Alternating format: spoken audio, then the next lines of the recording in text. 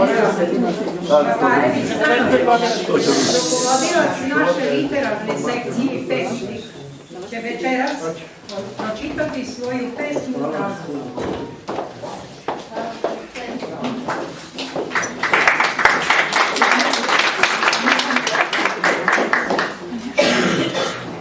Razum. Pala je kiša, zahladilo je. Leto izgleda s vrelinama otišlo je. Nejasni putevi sete i nostalgije prikradaju se, plaše i guše. Šuštanje lišća tišinu razara. Čak ni veverica danas ne skakuće mala. I ona se posle vrelih dana odmara. Čarobno uzbavljuje se šuma, list, drvo, cvet, trava, vrba, čamac. To nema graje s ostrva, s pruda, sa plaže, ne dovikuju se deca i ne pevaju ljudi. To jesen iz daleka studi. Godinu dana celu, osim rimeljka tebi pisala nisam, osim snila o seni.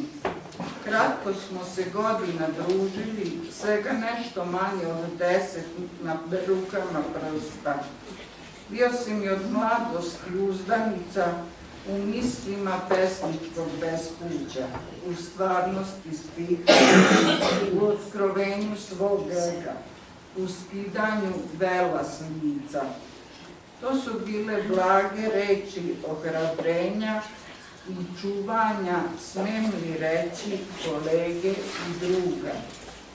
Jer samo tajnim putevima mozga ukazivano mi je, ti si putnik istog puta. Čudno pada kiša, tiho, polako, dugo i čuje se pljuska dobovanje s krova. Da, to beše poštovanje, ugled, potpora, čuvanje, usmerenje razuma drugara i kolega koje davašu mi se kroz putanje u njima. Sa pomoću promisli svevišnjeg radi vipisanja, spona, trajanja umetničkog večitog soja. I još nešto da vam kažem. Ja neću reći srećna vam nova. Ja nisam skromna. Želim vam sva srećna jutra. Želim vam sve srećne godine.